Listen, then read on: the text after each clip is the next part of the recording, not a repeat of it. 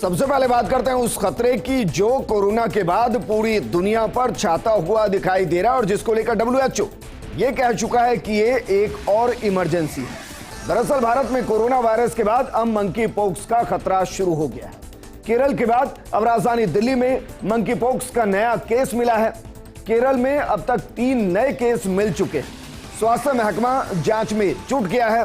Report के मुताबिक दिल्ली में जो मरीज मंकी पॉक्स से संक्रमित हुआ है उसकी कोई विदेशी ट्रैवल हिस्ट्री नहीं है, हालांकि वो हिमाचल घूम कर आया है। स्वास्थ्य विभाग के मुताबिक मरीज की उम्र लगभग 31 साल है और उसे मौलाना आजाद मेडिकल कॉलेज में भर्ती कराया गया। उधर सरकार ने मंकी पॉक्स की जांच के लिए 16 लैब को मंजूरी दी है। इनमें 2 केरल के अंदर है। मंकी पॉक्स मेटा.com के डेटा के मुताबिक भारत समेत 80 देशों में 16,886 मरीजों की पुष्टि हो चुकी है। इनमें से यूरोप में सबसे ज्यादा 11,985 लोग मंकी पॉक्स की चपेट में आए हैं। वहीं बीमारी से ग्रस्त टॉप 10 देशों में ब्रिटेन है, स्पेन है, अमेरिका है। इसके अलावा जर्मनी है, फ्रांस है, पुर्तगाल है, कनाडा है, नीदरलैंड है, इटली और बेल्जियम शामिल है। मंकी पॉक्स से इस साल 3 लोगों की मौत हो चुकी है। WHO ने मंकी पॉक्स को लेकर पूरी दुनिया में हेल्थ इमरजेंसी घोषित की है। ऐसे में आज हम आपको मंकी पॉक्स से जुड़ा पूरा इतिहास बताने वाले हैं। इसके सिम्टम्स यानी कि लक्षण क्या होते हैं, इससे किस तरीके से आप बच सकते हैं।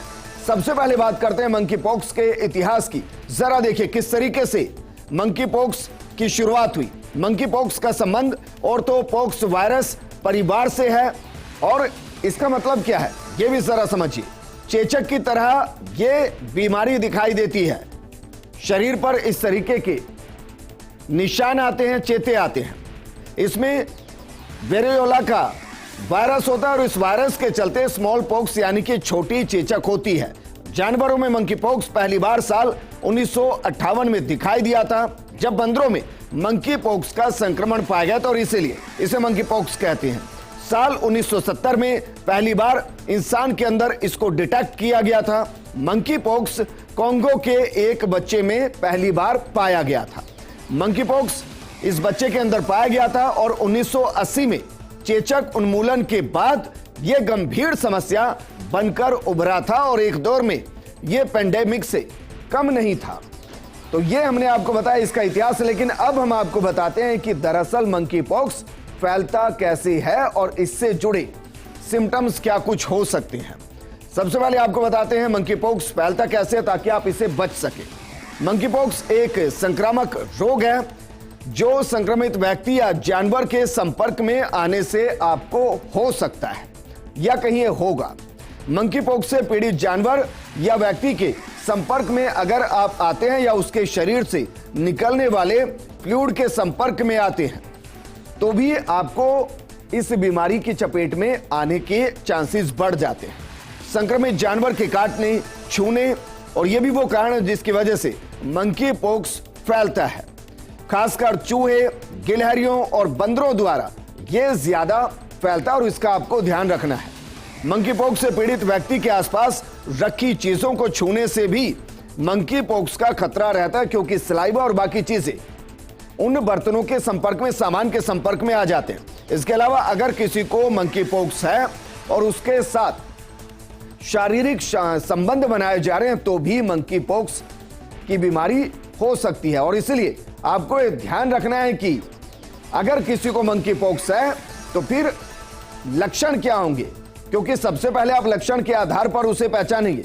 तो हम आपको बताते हैं कि मंकी पॉक्स के शुरुआती लक्षण क्या है जिसे आप पहचान सकें और न सिर्फ जो मरीज है उसको एकांत में रख सकें, डॉक्टर के साथ परामर्श कर सकें, बल्कि बाकियों को भी बचा सके। अगर किसी को मंकी पॉक्स है, शुरुआती दौर में बुखार आएगा, उसको ठंड लगेगी, ये संभावना है। इसके अलावा अगर लक्षण की बात की जाए तो सिर में दर्द होगा, पीठ में दर्द होगा, मांसपेशियों के अंदर जकड़न होगी, दर्द होगा। इसके अलावा सलीका ग्रंथियां जो हैं वो सोजी हुई रहेंगी, थकावट होगी, त्वचा का फटना यानी कि रेशेस आ जाते हैं, खुरदुरापन आता है, शरीर में इसके साथ खुजली होने लगती है। ये मंकी पॉक्स के लक्षण हैं। गला खराब होने लगता है, आपको गले के अंदर खराश महसूस होने लगती है। इसके अलावा बार बार खांसी आती है, उसकी एक वजह यही कि गले के अंदर खराश होती है और फिर खांसी बार बार आती है। इसके अलावा सुस्ती आती है, थकान महसूस होती है, ऐसा लगता है कि आपके अंदर एनर्जी ही नहीं है। लेकिन ये तो उसके सिम्टम हुए, लक्षण हुए। अब सवाल ये खड़ा होता है कि मंकी पॉक्स से बचाव आपको किस तरीके से करना है। तो बचाव हम आपको बताते हैं कि अगर आपके आसपास मंकी पॉक्स का कोई मरीज मिले तो आपको क्या करना है। सबसे पहले सरकार द्वारा जारी गाइडलाइन का पालन आपको करना है, और वो गाइडलाइन क्या है ये भी हम आपको बताते हैं। अगर मंकी पॉक्स से कोई मरीज पीड़ित है, यानी कि अगर किसी को मंकी पॉक्स है, तो चेचक का टीका यानी वैक्सीन उसको जरूर लगवाएं और उसमें किसी तरह की कोई लापरवाही आपको नहीं बरतनी है। संक्रमण से बचाव के लिए संक्रमित व्यक्ति से आपको दूरी बनाकर रखनी है। जैसे कोरोना से हम दूरी बनाकर रखते थे कोरोना मरीज से, मंकी पॉक्स के लक्षण दिखने पर आपको घबराना नहीं है, बल्कि तुरंत डॉक्टर से संपर्क करना है ताकि वो आपको बता सके कि बीमारी का इलाज आपको किस तरीके से कराना है। संक्रमित व्यक्ति के संपर्क में आने के बाद हाथों को साबुन और साफ पानी से आपको धोना है, जैसे कि कोरोना के वक्त में आप करते आए हैं वैसे ही अब आपको करना है। इसके अलावा सैनिटाइजर का इस्तेमाल आपको जरूर करना है, हाथों को धोना है। अगर आपके आसपास कोई ऐसा मरीज है, घर से बाहर निकलते समय मास्क आपको जरूर पहनना है, इसका भी ख्याल रखना है। इससे आप दो चीजों से बच जाएंगे, एक तो आप कोरोना से बच जाएंगे और दूसरा आप मंकी पॉक्स से भी बच जाएंगे। तो ये दरअसल वो सावधानियां जो आपको बरतनी है, क्योंकि एक तरफ कोरोना के केसेस बढ़ रहे हैं और दूसरी तरफ हिंदुस्तान में मंकी पॉक्स भी दस्तक दे चुका है। हमें दोनों बीमारियों से लड़ना है और जीतना है। 4 चीजें करनी है। पहला, अगर किसी में सिम्टम, तुरंत डॉक्टर के साथ संपर्क करना है। दूसरा, अगर आपके आसपास कोई ऐसा मरीज मिलता है तो आपको हाथों को धोना है, मुंह पर मास्क लगाना है और उसको वैक्सीन भी लगवानी है। क्योंकि एक बात हमेशा ध्यान रखिए, अभी तक मंकी पॉक्स की कोई दवाई नहीं, जिसको मंकी पॉक्स होता है उसको चेचक का ही टीका लगाया जाता है।